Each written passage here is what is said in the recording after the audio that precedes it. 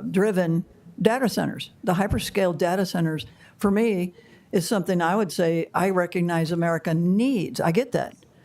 The concerns I've noticed are about the location and some of these other questions for which you have no comment about environmental impact, resource allocation, all those kind of things.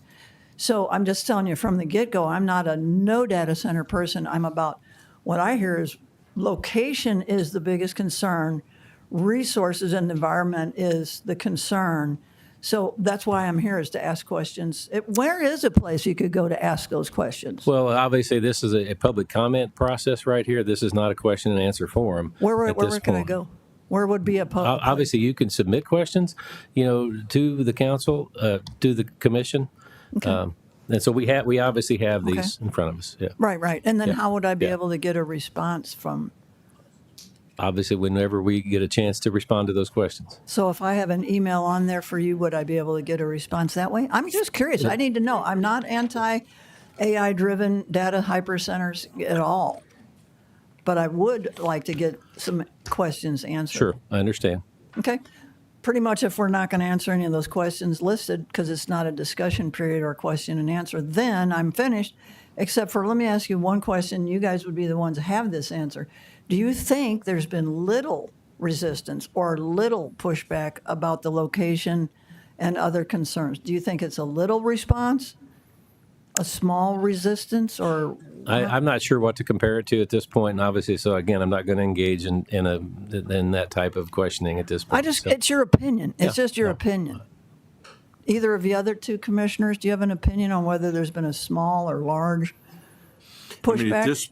At this point, there's not even been a recommendation to the commission, so it's premature at this point for us to really say anything. We don't want to prejudice ourselves with any information. So until we get something from P&Z, it's premature for us to make any statements, really, because we'll prejudice ourselves, and we have to be careful there. Right. But so my last question was. Unfortunately, you are over a minute over your time. Your 3 minutes. I'm already over a minute. You're over a minute already. So 4 minutes. You were supposed to give me a heads Well, up, I was going to allow the commissioner. Yeah, I was going to allow the commissioner to. I will hold up my hand for the next people that come up. I'll hold my hand up when you get 30 seconds left. Because I was wondering that as I was going along. I'm going to wonder. Thank you for your comments. Thank you for the information that you provided. I'll stay in touch. Thanks. Thank you. Next, we have Corbett Shannon.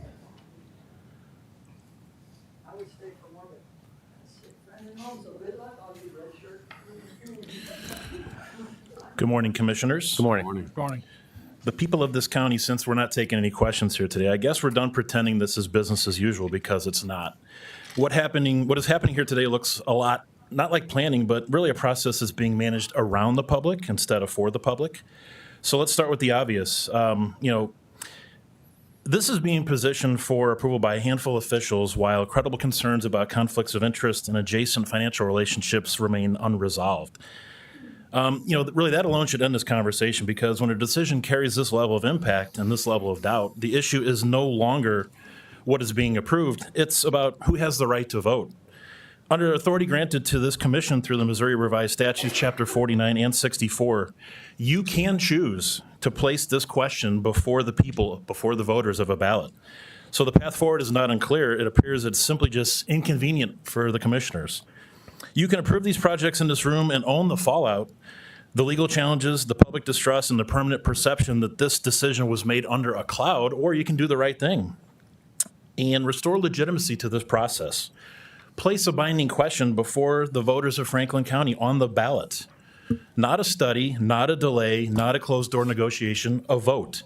Because if these projects are truly in the best interest of this county, then the people will approve them. And if they're not, well, then no amount of speed or pressure or process manipulation should force these projects through. Refusing the public vote under these circumstances doesn't demonstrate leadership. It demonstrates fear. Put it on the ballot. Citizens of this county have the right, and they have requested this, but there has been silence and no response from this commission. I'm just wondering why. And we need to address the part that nobody wants to say aloud, the conflicts that exist here. Commissioner Schatz, you own land next to Diamond Farms and Diamond 66. The public deserves a direct answer. Are your decisions completely free of personal financial impact? Because from the outside, it sure doesn't look like it. And Commissioner Overschmidt, you are represented in a civil suit by a law firm owned by L.B. Eckelkamp, the owner of Diamond Farms. How is the public supposed to trust impartial decision-making when those relationships exist? And let me be very clear, this is already well documented, and it is already escalating. So here's where this ends, gentlemen.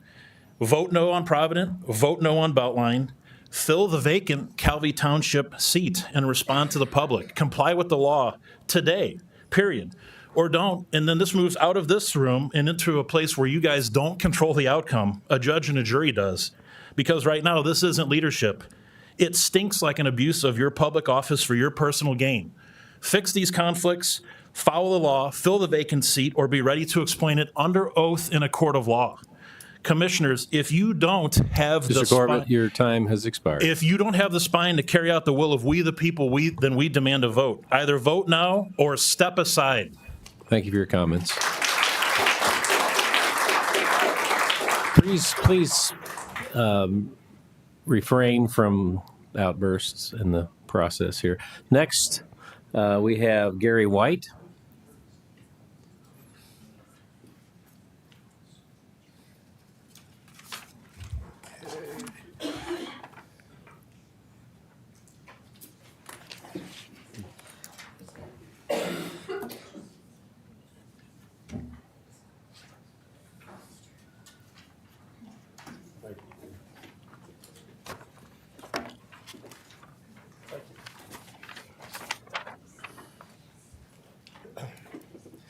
My name is Gary White. I live at 2301 Janita Lane, Robertsville, a mile and a half south of where Diamond Farms is. And I thank you for this opportunity. My wife and I have lived at this address for 44 years. We both were born and raised in the St. Louis area.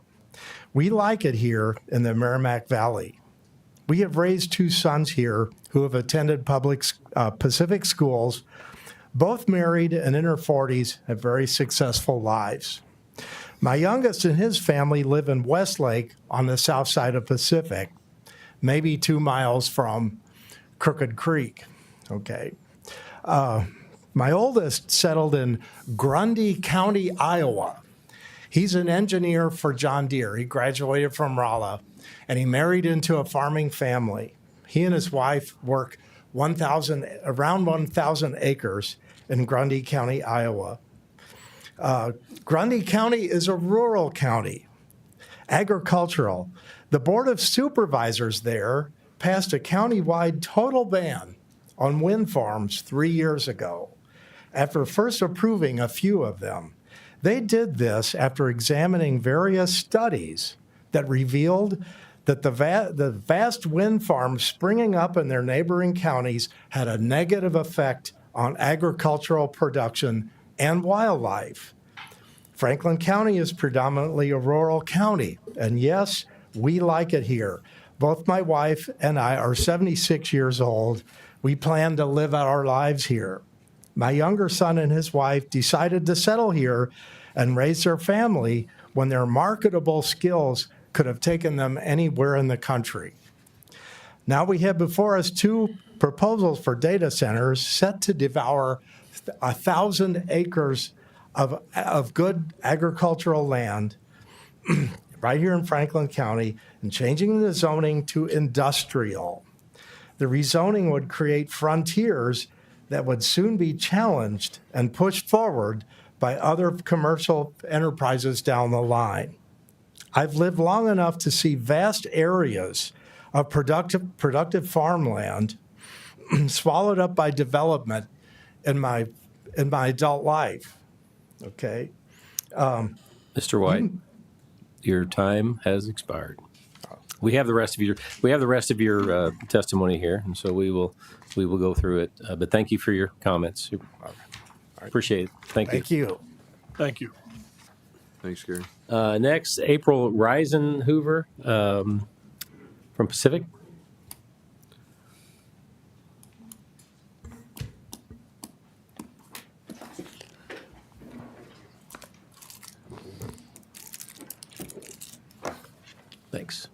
Well,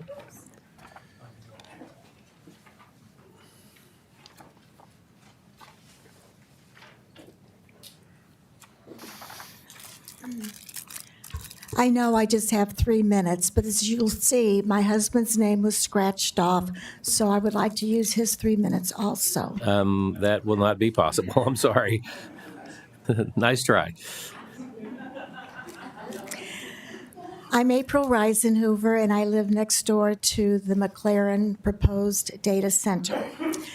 Dear Presiding Commissioner Schatz, Overschmidt and Cox, and Mark, I urgently request that the Franklin County Commission place the current data center proposals, rezoning Diamond Farms 575 acres, rezoning Crooked Creek Farm 400 to 490 acres, amending Articles 2, 7, and 8 of the Unified Land Use Regulations to define and regulate data centers on the ballot for a binding and permanent countywide vote by Franklin County citizens at the earliest possible election. These proposals would permanently and irreversibly alter hundreds of acres of agricultural and rural land with major long-term impacts on water resources, energy demand, noise, traffic, farmland preservation, and quality of life. Recent planning and zoning meetings, including the March 17th marathon session with over 900 residents attending and hundreds of residents speaking, show deep community division from the commissioners and a strong demand for direct public input. A binding countywide vote is the only way to ensure voters, not just a small group of officials, have the final decisive say on these generational changes. Public policy considerations. The development of centers presents significant and potentially irreversible impacts, including extraordinary electrical demand and strain on regional transmission infrastructure, high-volume water consumption and wastewater discharge implications, long-term land use transformation of agricultural or residential property, road traffic and emergency services burden, potential tax abatements or Chapter 100 financing implications affecting county revenues, and environmental noise and community character impacts. Projects of this magnitude exceed routine zoning matters. They implicate countywide infrastructure commitments and long-term fiscal consequences affecting all residents. Requested ballot referral. Accordingly, I respectfully request April, your time has expired. that the commission adopt a resolution certifying the following are substantially similar questions to the Franklin County Election Authority for placement on the ballot. Thank you for your comments. Next, we have Lori Green. Thank you for your service to the residents of Franklin County and your thoughtful consideration of this request. I would welcome the opportunity to Ma'am, would you please appear respect the process to discuss the that proposal we- further. Thank you. Period.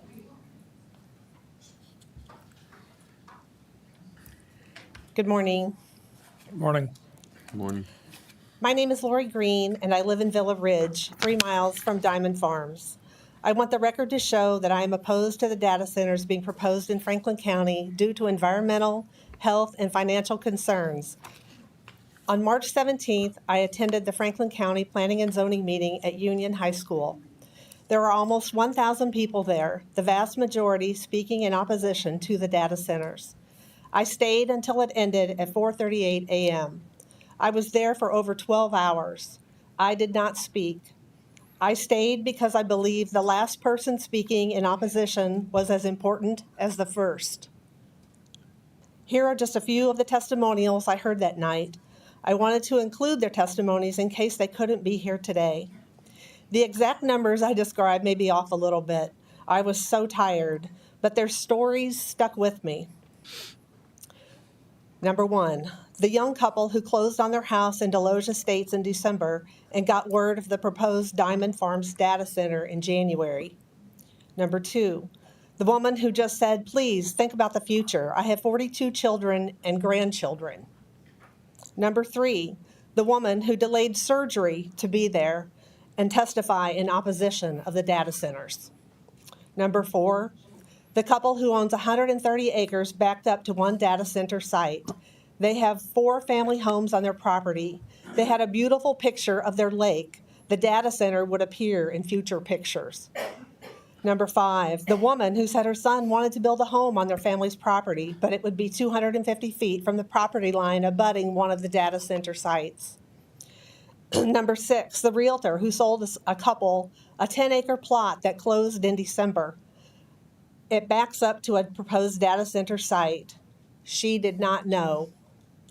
You should have been there to hear all of these testimonies. These are my neighbors. These are your neighbors. Are you listening? I hope so. I would also encourage everyone to sign the Respect Missouri Voters Petition. This is a cross-partisan amendment that will make it more difficult for politicians to overturn our vote, and it would require clear and concise ballot language. This could potentially be used in our ongoing efforts to stop data centers in rural areas throughout Missouri. I am collecting signatures as a volunteer until Sunday to get this on the November ballot. Thank you. Thank you. Thank you. Thank you for your comments. Next, we have Nancy Watson.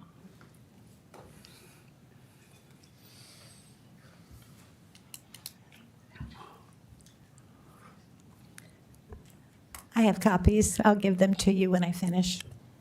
Thank you. I'm Nancy K. Watson. My husband and I live on the western border of the proposed McLaren hyperscale data center. I oppose both data centers in Franklin County. It appears to me that the proposed rezoning of both the McLaren Farm and Diamond Farms are examples of spot rezoning, which could be considered illegal. I researched this issue and I found this description of spot zoning. Spot zoning refers to the practice where a city or county grants a zoning change to a parcel which is inconsistent with the community's master comprehensive plan and benefits one party at the expense of neighbors. Private owners and residents have the right to challenge spot zoning decisions and protect their neighborhoods from such practices. The building and operation of these hyperscale data centers in the proposed locations would not, could, or lead to, or cause significant negative impacts on our lives and the lives of our neighbors. In addition, zoning requests for any hyperscale data centers should remain conditional use, not permitted use. As I review the updated and perhaps final amendments, I ask you why there are two different sets of zoning requirements regarding setbacks. Diamond Farms requires a 1,000-foot setback from the data center, while the McLaren Farm requires a 400-foot setback. This is a significant difference. A larger setback allows greater noise dissipation and less visual presence. I request uniformity in zoning regulations with at least a 1,000-foot setback from properties. Has either developer considered underground data centers? Article 10 states, data center development sites shall not exceed a maximum of 800 acres. The land area for Diamond Farms is approximately 574 acres. The McLaren Farm is approximately 490 acres. It's rumored that Beltline has offered 27 buyouts on properties around the McLaren Farm. One of you told me that Beltline is offering buyouts for 3 times the property value. It appears Beltline plans to increase their footprint up to the 800-acre limit. As required in Article 10, the placement and construction of both proposed data centers in Franklin County. Nancy, your time has expired. Okay. Do not protect the health, safety, and welfare of citizens. We're counting on you to do that. Thank you. Thank you. Appreciate it. Thank you. Next, we have Twyla Ashworth. Thank you. I have some articles behind this as well. I will not be able to have the time to read all that. Hopefully, at your leisure, you'll be able to read it.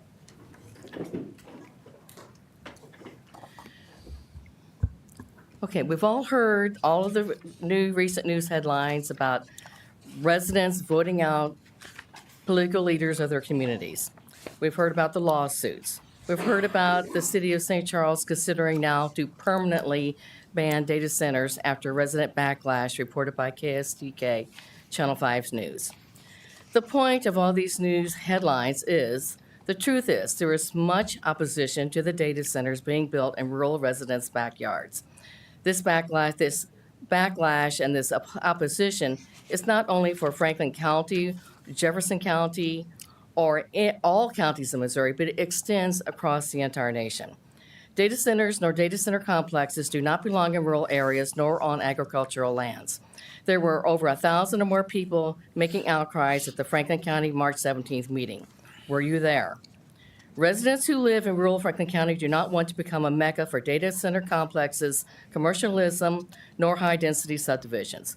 People have and are moving to the rural area to experience the rural lifestyle, away from noise of busy cities, crime, high-security lighting, living next door to commercial businesses and high-density living complexes.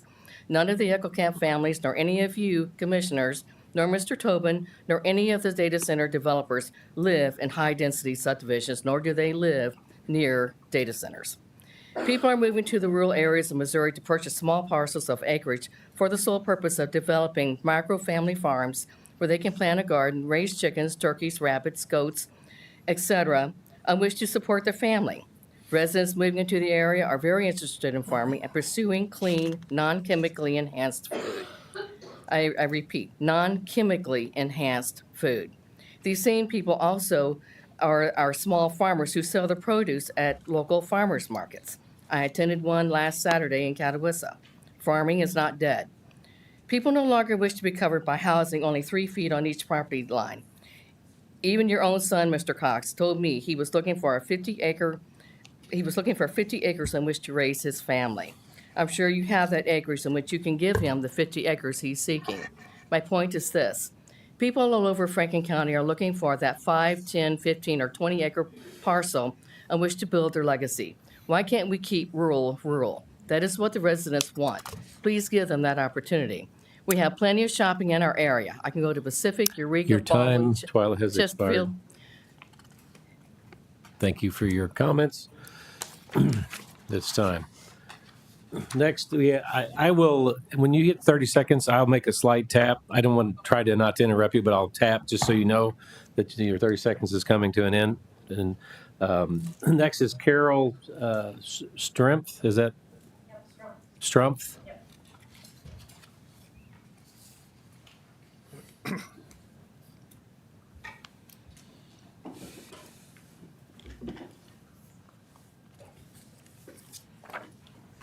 Thank you.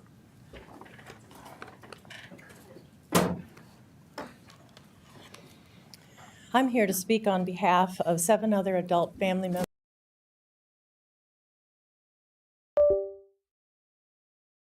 Speak up for themselves. Communities and policymakers alike are raising alarm over environmental, economic, and social impacts of rapid infrastructure growth concerning these hyperscale AI data centers.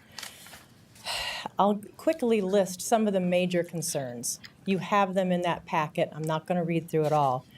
Excessive power demand and grid strain, skyrocketing consumption, rising electricity rates, significant water consumption, and what keeps going through my mind is we can't make water.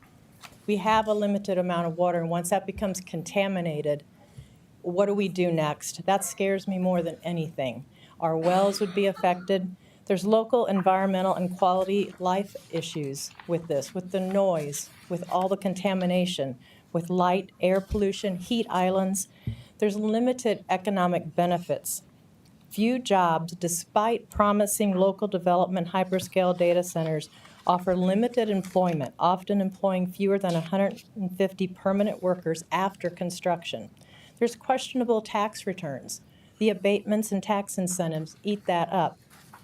There's social and security risk. There's the e-waste, opaque deals made with NDAs. I ask you to please do your research. I've heard that you don't think there's opposition and that you don't know about opposition, which to me says that you're not really looking into it, if that's true, and hopefully that's not true. Hopefully you know about the concerns that we have. We're scared. We live in a county we thought would be protected from the dangers of living in big cities with all the pollution. That's why we moved here. That's why all our children moved here. We specifically came to Franklin County to be in a rural area, safe from all of these pollutants. Let's make Franklin County an oasis. Say no. There are, in 2026, 70 communities in the United States that have either rejected or restricted data centers. Let's join them. Be brave. I know you're receiving great pressure from up above. Resist that. Stand up. Another thing, why doesn't the Planning and Zoning Commissioners ask questions when Beltline and Provident present? They sit there and they're asked, do you have any questions? And my gosh, there should be a total list of questions about things that are unanswered, and they sit there, nope, silence. Why is that?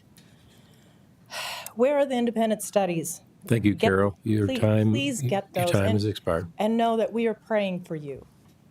It's hard to do that, but we are praying for you to make the right decision. Thank you. Appreciate that. Thank you. Thank you for your comments. Next is Berta Carpenter.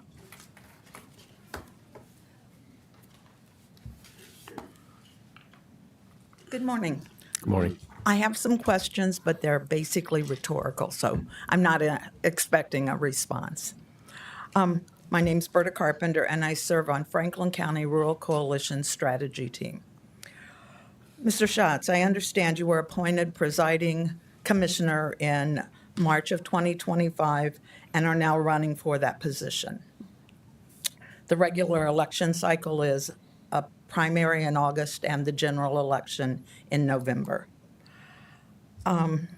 And Commissioners Cox and Overschmidt's current terms run through December 31st of 2028. Is it common for both of the District 1 and District 2 commissioners to serve the exact same term? Just a question. Unless a commissioner dies or resigns, the same three commissioners serve together for at least 2 years, potentially longer if they're reelected. I also understand that in Missouri first-class counties, the county commissions